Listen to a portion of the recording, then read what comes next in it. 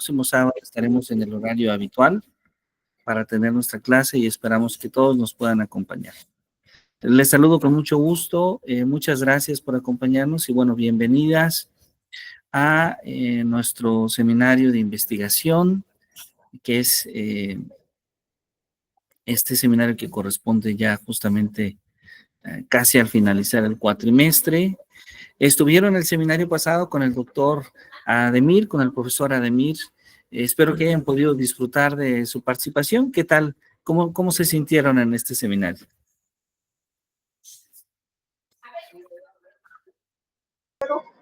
Pues fue una experiencia diferente, nos planteó opciones de cómo mejorar nuestra clase, cómo innovar la tecnología. Espero que haya sido provechoso para usted, maestra Tania. ¿Qué tal? ¿Cómo se sintió en el seminario?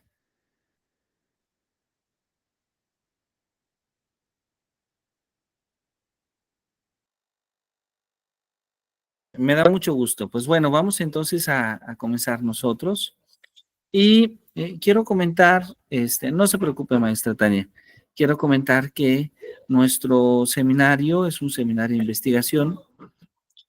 Cada uno de los seminarios de investigación que ofrece la universidad tiene, bueno, los primeros cuatrimestres el objetivo de dar elementos, de dar bases para poder profundizar en la ahora de este cuatrimestre, el próximo, busca un poco más. Es decir, busca en este caso no solamente conocer las bases para hacer la investigación, sino también el poder construir algunos primeros productos de esa investigación. Y bueno, en nuestro seminario vamos a atender algunos de estos productos.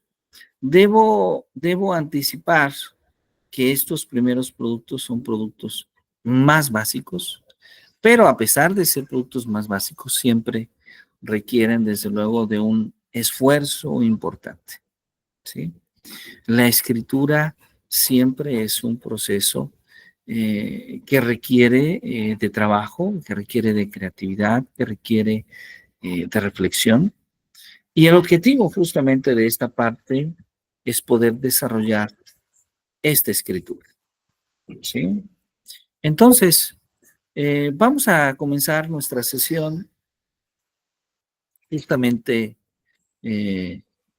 desarrollando algunos tópicos que van a ser relevantes, pero que van a ser la base justamente para la construcción de nuestros productos académicos.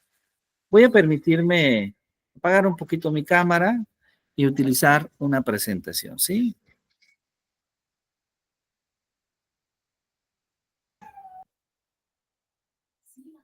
Muy bien. A ver, un momento, por favor.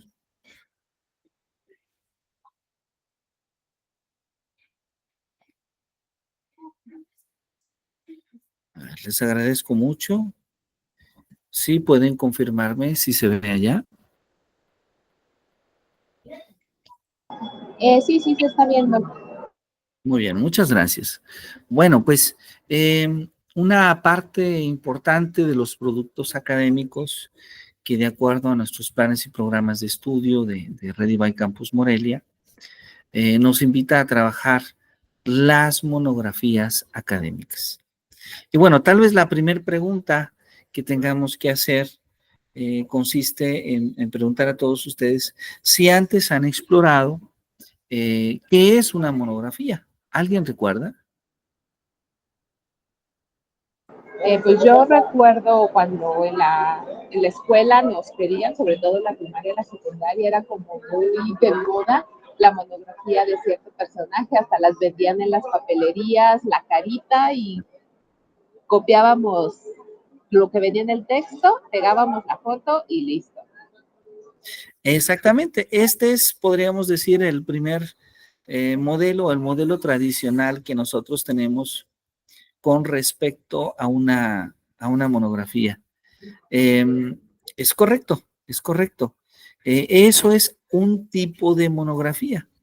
Sin embargo, en el ámbito profesional, una monografía va un poco más allá que aquel recorte que utilizábamos en la primaria. Nos decían, investigue quién fue Miguel Hidalgo, ¿verdad? Y tenía la imagen de Miguel Hidalgo adelante, y en la parte trasera venía una narración sobre la historia de Miguel Hidalgo. Podemos decir, ese es un tipo de monografía que llamamos biografía, ¿sí? Entonces, una monografía puede ser una biografía. La biografía es un tipo de documento monográfico. Inclusive, la autobiografía, así como lo decimos, la autobiografía, es decir, narrar mi historia con cierto tipo de fundamentos, con ciertas evidencias, también es un tipo de monografía. Pero no son los únicos tipos de monografía, porque también nosotros podríamos elegir hablar de la historia de nuestra escuela en distintos momentos, hablar de la historia de nuestro municipio, ¿sí? Hablar de la historia de un personaje importante en nuestra comunidad, ¿sí? Eso es también un ejemplo de una monografía. Inclusive, podríamos pensar en hablar de la historia de cierto concepto o de ciertos conceptos en plural en el campo de la educación. Por ejemplo, hablar de la historia del concepto de aprendizaje. ¿Qué entendemos por aprendizaje ahora y qué hemos entendido por aprendizaje a lo largo del tiempo? Eso también es una monografía. Hablar de la historia del concepto de enseñanza. ¿Cómo se ha concebido la enseñanza? ¿Cómo se concibe la enseñanza ahora? Y cómo hemos concebido la enseñanza a lo largo de nuestra historia. Eso también es una monografía. Entonces, una monografía, ¿sí? Es una narración de historias. Una narración de historias personales, de historias de otras personas, o también la narración de conceptos, de instituciones. Solo que esta narración, a diferencia de aquella narración que posiblemente nosotros encontramos en la educación básica, que es probablemente nuestro primer encuentro con una monografía, esta narración requiere de ciertas evidencias, ¿sí? De dar ciertas garantías que aquello que el público puede leer es en efecto verdad, ¿sí? Ahí, ya cuando damos esas evidencias, ya estamos pasando del término monografía a una monografía académica, ¿sí? Cuando yo fundamento la historia que narro, la historia que presento, y que no da sospecha a que alguien nos narre una historia y después alguien diga, hey, esa historia no es así. Esos hechos no ocurrieron como usted está diciendo. ¿Sí? Entonces, para eso se requiere de una fuente bibliográfica. Una fuente bibliográfica que pueden ser otros libros, que pueden ser artículos de investigación, que pueden ser entrevistas a personas, que pueden ser otras monografías de esa misma persona, de esa misma historia, de ese mismo concepto. ¿Sí? Documentos que pueden dar evidencia, videos que pueden dar evidencia, fotografías que pueden dar evidencia. Entonces, ahí estamos agregando muchos elementos que enriquecen una monografía. ¿Sí? A ver, entonces, ahora sí voy a permitirme compartir con ustedes esta presentación, porque de lo que nos habla esta presentación es de lo que nosotros entendemos por una monografía. ¿Qué es una monografía? Generalmente es un producto de una investigación documental. ¿Cuándo se utiliza una monografía? Se utiliza en el ámbito educativo. Y su fin es dar cuenta del estado de conocimiento de una temática. Recordemos, esta temática puede ser una persona misma, puede ser una institución o puede ser una serie de conceptos. Una monografía es un texto informativo que busca generalmente tratar de un tema en específico, que puede estar dividida en subtemas, pero que puede acompañarse de imágenes, de hechos objetivos. Cuando decimos objetivos es que no los construimos nosotros, sino que esos hechos hay evidencia de que existieron y de que pasaron en la forma en la cual nosotros lo estamos narrando. Entonces, una monografía siempre está basada en varias fuentes de información. Una monografía también tiene un resumen donde generalmente describe qué es lo que está analizando, en dónde, cuándo, cómo, por qué y para qué. ¿Sí? Entonces, bueno, ya nos estamos imaginando un poco que parte del primer producto, posiblemente del producto principal de este seminario, es elaborar una monografía. Entonces, ¿qué necesitamos para elaborar una monografía? De inicio, hacer una selección rigurosa y organización de los datos. Lo primero es elegir un tema. Voy a elegir un tema. Ese tema puede ser un tema conceptual, pero también puedo hacer un tema que narre la historia de alguien. Aun cuando nuestro programa académico incluye la autobiografía, yo insistiré en evitar ese tipo de documentos y más bien concentrarse en biografías o en monografías académicas por temas. ¿Sí? La organización nos ayuda a darle un propósito a nuestra monografía. Y claro, una monografía incluye opiniones, incluye comentarios, incluye análisis del autor. ¿Sí? Y sí, yo puedo pensar en muchísimas personas. Por ejemplo, puedo pensar en José Alfredo Jiménez, este autor, este cantante mexicano.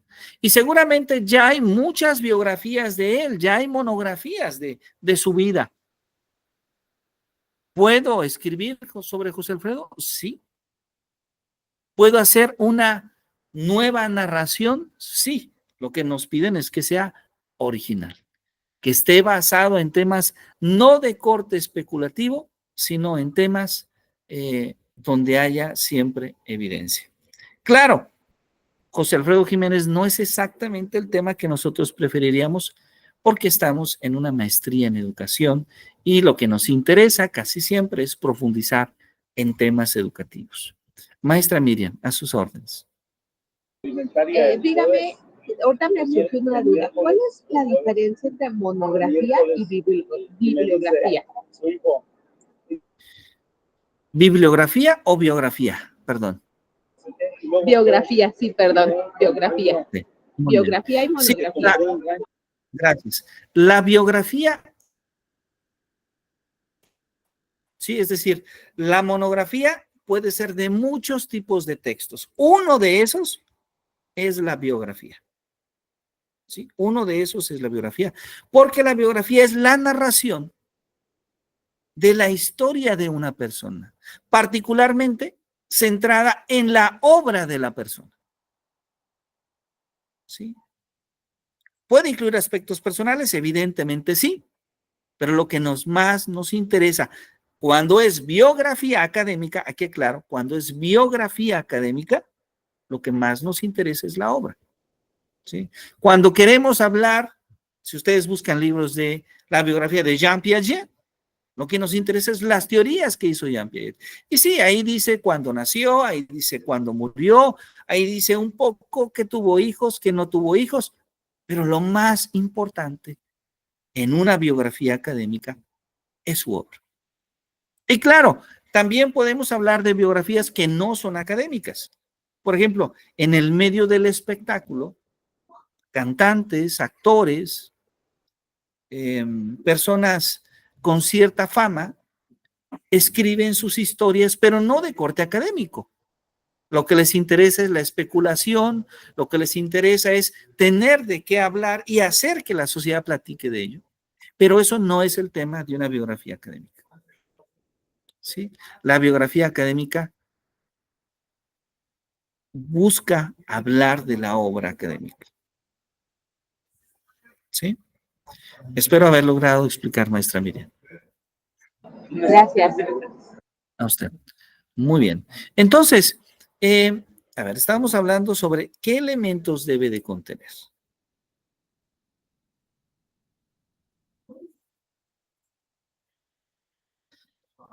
Debe de tener cierta extensión. A ver, ¿cuál es la extensión que buscamos? Preferiblemente no mayor a 15 páginas. Entonces ya desde aquí, maestra Tania, maestra Miriam, estamos proponiendo que nuestra monografía vaya de 6 páginas cuando mínimo y de 15 páginas cuando máximo.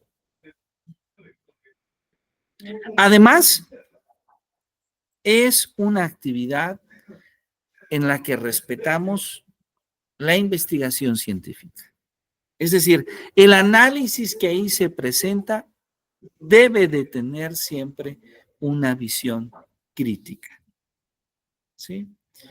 Hay que considerar en esta monografía un objeto de estudio, un problema, una investigación, un descubrimiento, la información sobre el tema, cómo enunciar, cómo comprobar, cómo rechazar conjeturas, hipótesis. Y claro, es válido incluir una opinión profesional o personal del autor. ¿Es común que una monografía académica tiene citas textuales? Sí. ¿Es común que una monografía presenta cierta paráfrasis de las fuentes que cita? Sí, porque a veces utilizamos conceptos, palabras que cada autor interpreta a su forma o define a su forma. Y es importante incluir en cada documento, en cada cita que hacemos, la fuente de donde ésta ha sido tomada para evitar el plagio. ¿De qué podemos servirnos? Del uso de la biblioteca, del uso de la hemeroteca, del uso del internet, de los libros. Estos son siempre fuentes importantes de información. Y claro, una biografía, ahí vamos con una biografía, debe de contener los siguientes elementos. Primero, recordemos que la biografía es un texto expositivo, pero también puede tener elementos, de hecho tiene elementos de un texto literario, porque puede incluir narraciones propias. Debe de ser lo más precisa posible, lo más real posible. Debe de ser objetiva. Y para decir que es objetiva, lo que significa es que estamos considerando cierto tipo de evidencia. Debe de estar escrito en tercera persona, nos referimos a él o a ella. Y debe de contener datos básicos, el nombre, la fecha, el lugar de nacimiento, de muerte, los padres, los estudios, los hechos importantes y sobre todo las aportaciones. Debe contener claramente fuentes de información en enciclopedias, en libros, en internet, en entrevistas. Debe de contener partes. Un título, una introducción, un desarrollo, una conclusión y además hace uso del lenguaje. Un lenguaje formal, un discurso generalmente indirecto y un discurso que es construido desde el punto de vista del narrador. Hay muchas formas. Una manera de hacerlo es siguiendo siempre un orden cronológico. Esta es una manera de hacerlo. ¿Sí? Sin embargo, hay otras formas de hacerlo.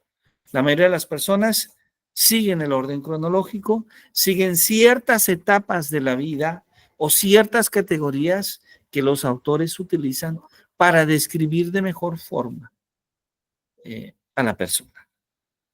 ¿Sí? Bien, ¿alguna duda con este punto, con estos elementos? No, ninguna. Ok. A ver, entonces voy a permitirme mostrar un audiovisual que nos permite analizar justamente cuáles son algunos elementos, perdón, que puede contener justamente una biografía.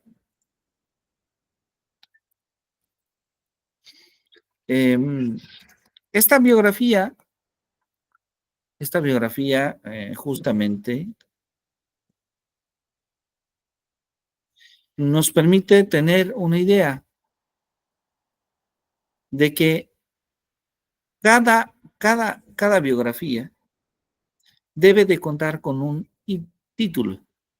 Y curiosamente, este título no necesariamente, lo digo así, no necesariamente tiene que ser, ¿sí? Tiene que ser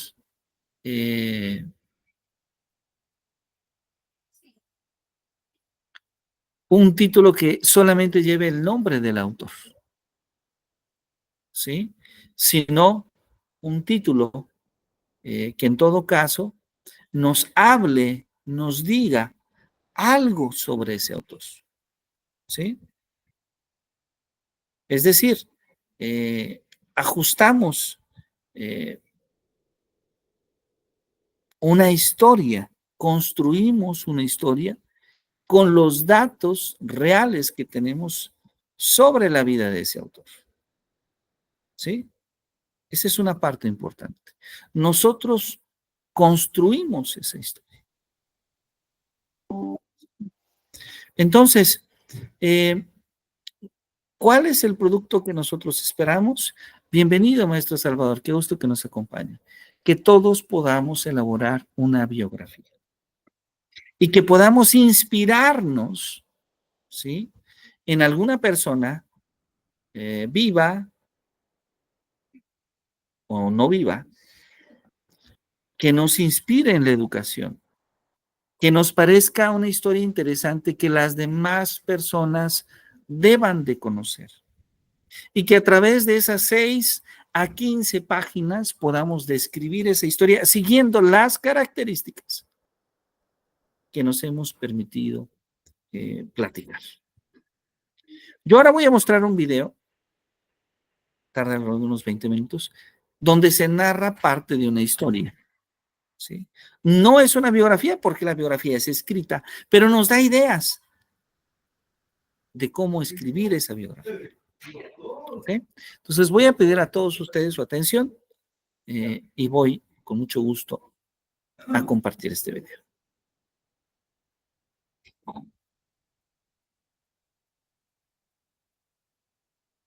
A ver si ahí se ve.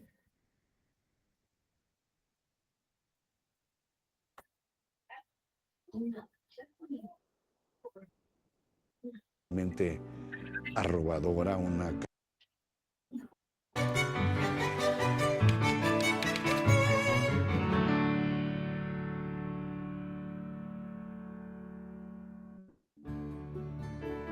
Bienvenida, maestra. Una personalidad realmente arrobadora, una cara luminosa y que sin embargo te transmite ese poder, esa fuerza.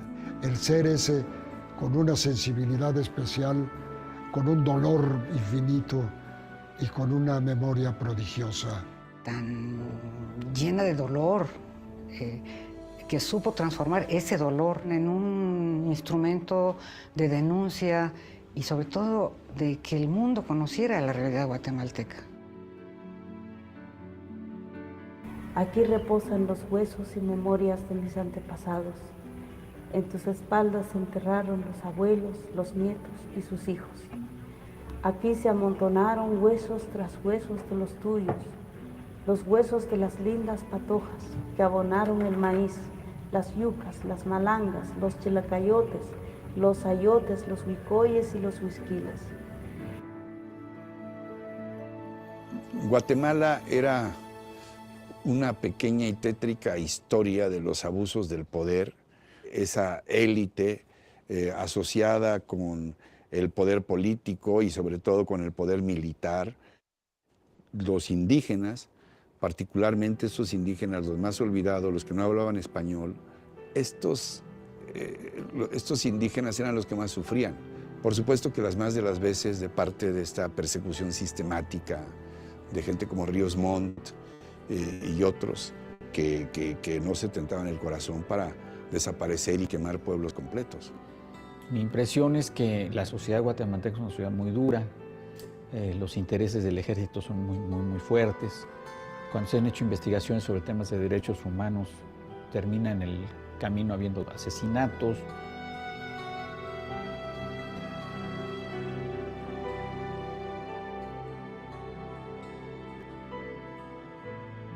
Yo nací cerca de la montaña, nací en la selva. Es una vida que no tiene nada que ver con la llamada civilización occidental. Mis padres siempre dijeron que el trabajo dignifica a las personas, dignifica al niño, dignifica al joven, dignifica el anciano.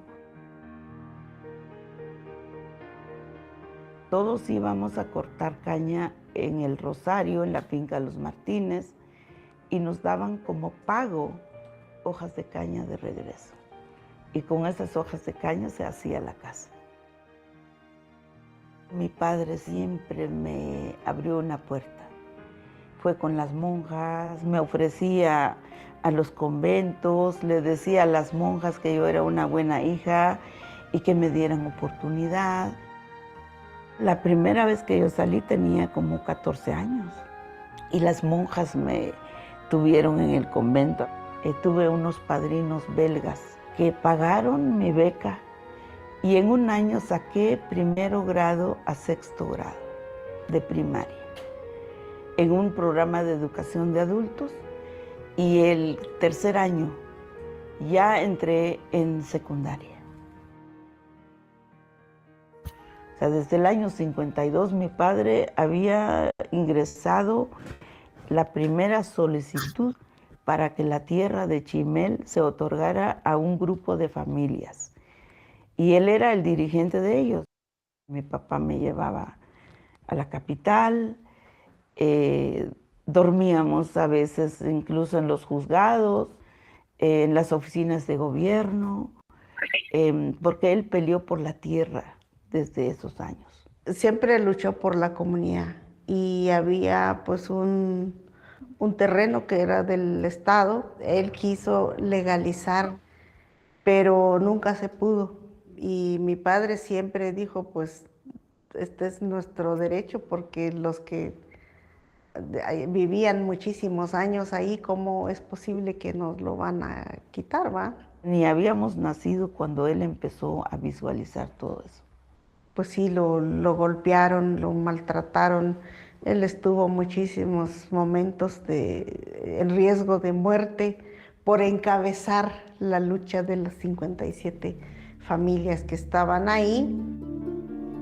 El secuestro y la represión apenas comenzó. Yo creo que casi que iniciaron con nosotros, por decir, en esa región, la fuerza tremenda de la represión. Y Ríos Montt ha dicho con sus propias palabras de que matar en Guatemala no era un pecado, porque era cumplir una disciplina que requería el sistema.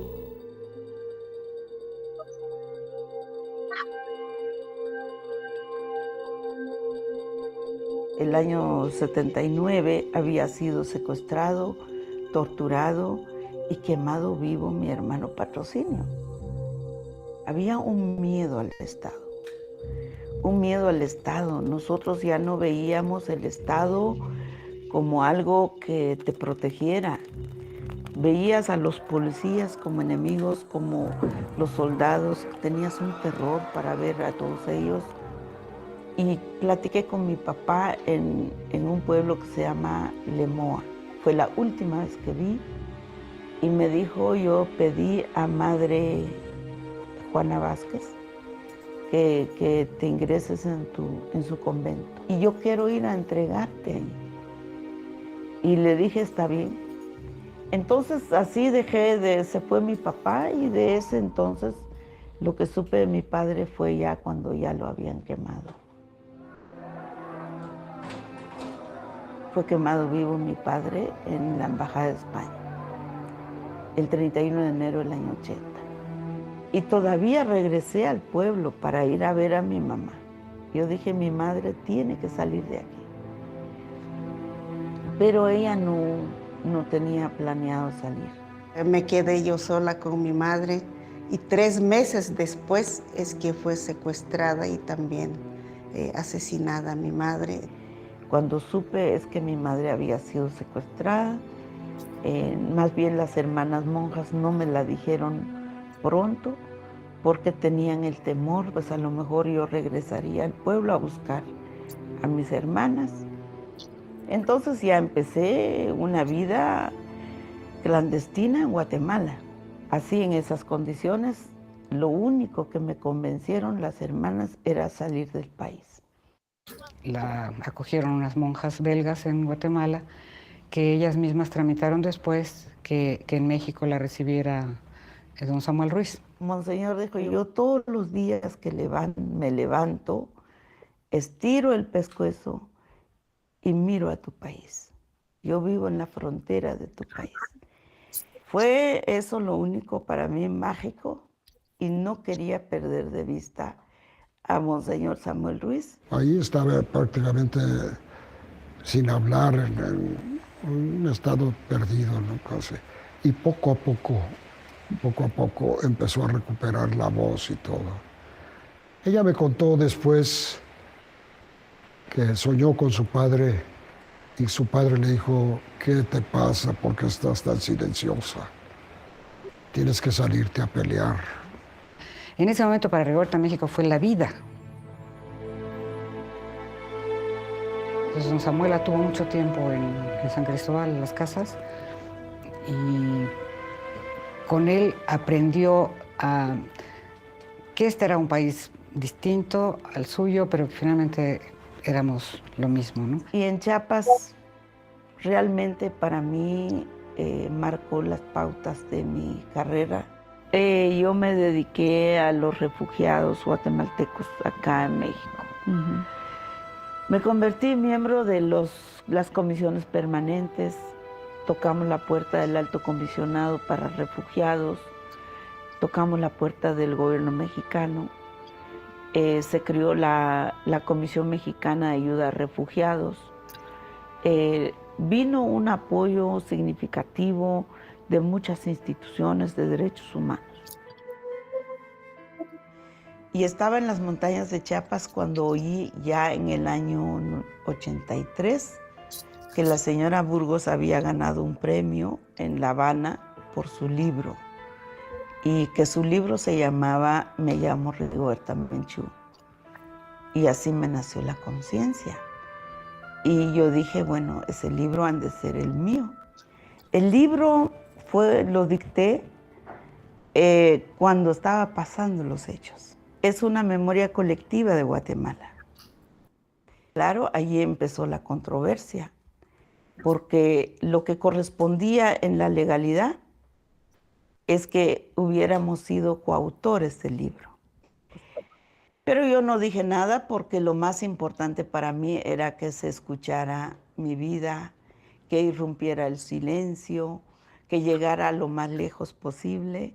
Y por eso, para mí, Me llamo Rigoberta Menchú es una de las cosas del que me siento orgullosa. Y aquí en México, Lía Kostakowski, la esposa de don Luis Cardosa de Aragón, conoció el libro, le entusiasmó. Don Luis era guatemalteco, y habló con Orfila, con el doctor Orfila, director del Siglo XXI, para convencerlo de que lo publicara, que se hiciera una edición mexicana. Entonces, con motivo de la publicación de ese libro, en el año 85, vino Rigoberta a México a presentarlo por primera vez en la Feria del Libro de Minería. El libro había provocado una gran polémica en el mundo, mucho entusiasmo de la gente preocupada por los problemas sociales, pero también había provocado una reacción muy violenta en el gobierno de Guatemala. Pues había 2 o 3 provocadores en la sala que le empezaron literalmente a insultar. Y Rigoberta se defendió con una habilidad, pero de veras impresionante. Yo nunca había visto a una mujer tan joven, Rigoberta tendría 25 años. A todos nos dejó realmente impresionados.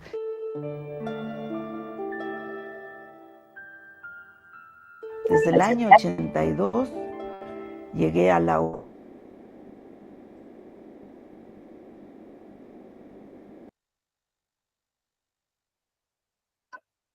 Me extendieron una invitación y año con año fui a Ginebra. La ONU fue mi sede más importante. Los ojos del mundo, de muchas instituciones, se puso sobre Guatemala. Y esa es la parte que a lo mejor no mucho se habla de la tremenda aportación que dio Rigoberta en los 9 años que duró el proceso de diálogo en Guatemala. Recibí una llamada del embajador de Noruega que estaba aquí en la Ciudad de México y yo estaba en Guatemala. A las 4 de la mañana me llamó y me dijo: en 10 minutos el Instituto Nobel va a abrir la conferencia de prensa en Oslo y usted es la ganadora del Premio Nobel de la Paz. Y yo todavía le pregunté, bueno, pero si eso es oficial. Me dijo, no, yo soy el embajador de Noruega en México y estoy haciendo una comunicación oficial.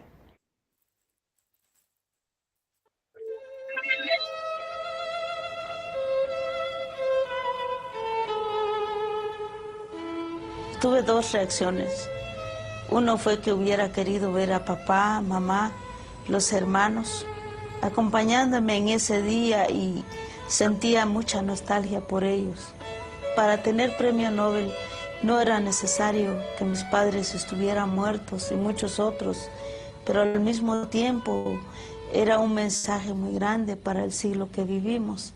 ¿Qué va a decir en su discurso en Oslo? Bueno, en realidad va a ser un discurso un poco complicado porque ustedes sabrán que no solo es 5º centenario, que los pueblos indígenas no somos mitos del pasado, somos gente vivos y con muchos sueños del futuro.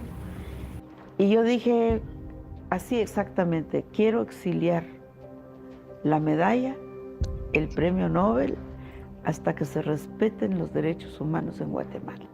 Rigoberta regresa de Oslo ya con el Nobel. En el aeropuerto la espera un enviado del presidente y le dice que el presidente quiere que se aloje en Los Pinos.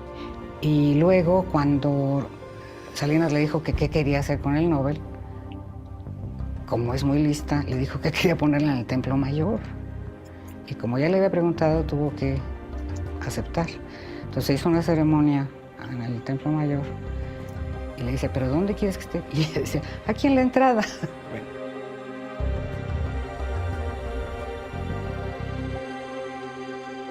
El premio Nobel, más que todo su valor, es social, es histórico, y en muchos casos es como la revalorización, como el rescate de los pueblos indígenas. Ayudó a abrir un proceso que no sabemos si ya ha acabado, creo que no. Un proceso de democratización, un proceso de mayor libertad de expresión.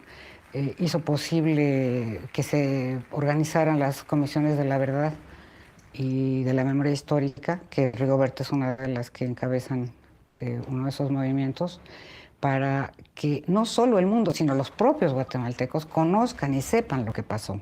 El Nobel es un parteaguas en la vida de Rigoberta y es también un parteaguas en la percepción que de América Latina en general y de Centroamérica muy particularmente, y más especialmente aún de Guatemala, se tiene en el mundo. El Nobel destapa todas estas cosas y nos muestra a una persona no solamente que es premiada y reconocida, sino que por qué es premiada y reconocida, por todo lo que ella había venido denunciando y arriesgando su propia vida para dar a conocer al mundo. Los adversarios negaron una y otra vez mi verdad por 14 años. Y cuando terminó el conflicto armado, las Naciones Unidas saca un informe tan impactante de los crímenes contra la humanidad que se cometieron en Guatemala. A partir de eso se dignificó mi verdad. Es que no era tanto premio Nobel, sino era que tal vez por primera vez la palabra paz volvía a empezar a tener un contenido en Guatemala, podría ser una expectativa por la paz que va más allá de la solución que estamos viendo. O sea, la solución va a ser un proceso mucho más complicado. Hace 525 años de la conquista española, nunca se permitió un partido político maya. Uno de mis sueños fue decir, bueno, tenemos que quitar el cero. Yo estrené el partido gracias a mis compañeros, gracias a la gente.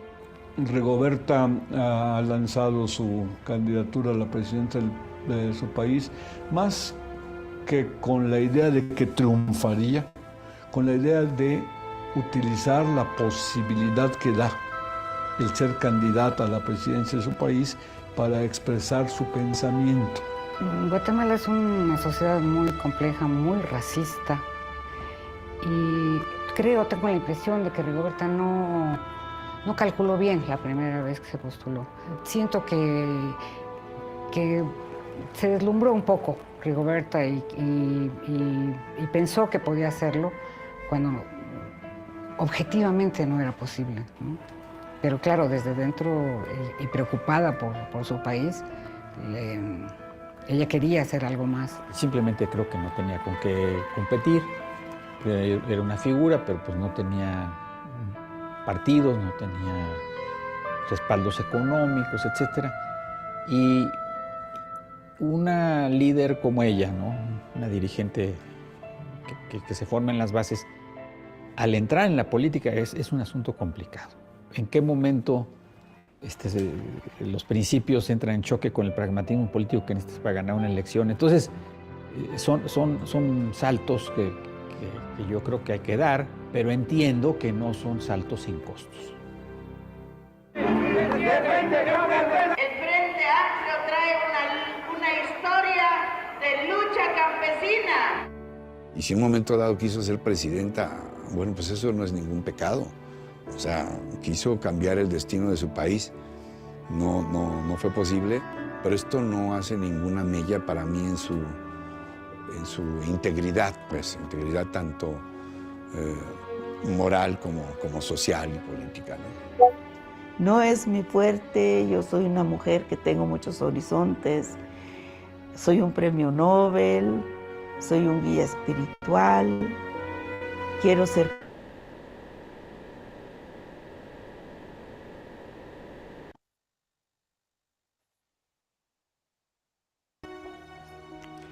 ¿Por qué en ese entonces? Porque es obvio, una madre tiene que pensar en todo lo que hemos vivido. Y también dije que jamás iba a tener hijos porque no conocía a Ángel, mi esposo. Que me contó una vez fue cuando se conocieron con mi padre, que fue en Conavigua, que es ahí en Guatemala. Una vez pasó repartiendo unas cartas y le dio una carta a mi madre y ahí es como que la primera, amor a primera vista, ¿no? Se vieron y se gustaban, pero mi padre no le hablaba, era muy chillado. Entonces al final se enamoraron y sí, mi papá le entregó una carta y así ya personal y se enamoraron y ahí empezó todo, ¿no? y lo primero que hicimos es planear nuestros hijos. Tuvimos 2 hijos, varones, y Mash está aquí, pero también mi hijo Tsunun murió, él nació aquí en México. Fue muy doloroso. Yo a Rigoberta la acompañé aquí cuando nació el pequeño y después decidieron que se iban a casar. Entonces organizaron todo en el pueblo de él, te digo, en el pueblo de Ángel, y fue gente de todo el mundo, amigos europeos, muchos mexicanos, que era fiesta y entierro. Era de veras, yo nunca habíamos vivido algo así, yo creo que nunca más. Y después de la ceremonia en la iglesia, que no se oyó nada, no se supo nada, la gente entraba con comida, con canastas, niñas que cantaban, pero saliendo de ahí, fuimos al panteón a llevar la urna con las cenizas de Tsunun. Cuando murió mi hijo, no sabía qué hacer. Entonces un amigo, Dante Liano, guatemalteco, escritor, me dijo: Rigoberta, tú pasas por una gran depresión. ¿Sabe cómo se quita eso? Escribir cuentos para niños. Y así nació La Niña de Chimel, que es el primer libro. El segundo, El Vaso de Miel. En fin, tengo 7 libros de cuentos, aparte de los libros de niños, de adultos. Ya hice política, ya hice esto, no sé, yo soy una ciudadana del mundo, con trabajar con las mujeres, con los jóvenes, con los niños, enseñar el calendario maya, enseñar valores. Eso me encanta hacer, atender personas que tienen alguna dificultad de salud. Yo la veo muy activa, yo creo que ella quiere seguir luchando por estas causas y creo que es lo que tiene que hacer, aprovechar ese prestigio, aprovechar esa historia para empujar las causas que la hicieron ser Rigoberta Menchú. Mientras ella viva, estará luchando siempre por su pueblo, se equivoque o no. Yo creo que la gran aportación de Rigoberta para Guatemala, para México, para el mundo, es demostrar que una persona, un ser humano que viene de las condiciones más duras y más violentas, pueda hacer y ser lo que es ella. Yo creo que Rigoberta es un símbolo vivo, es una lección de vida caminante, es un espíritu lleno de luz y es la prueba de que los seres humanos podemos transformar al mundo desde la ruta de las ideas, de la paz, del valor, de la denuncia y al mismo tiempo de la esperanza. Aquí se formaron mis huesos, aquí me enterraron el ombligo y por eso me quedaré aquí años tras años, generaciones tras generaciones.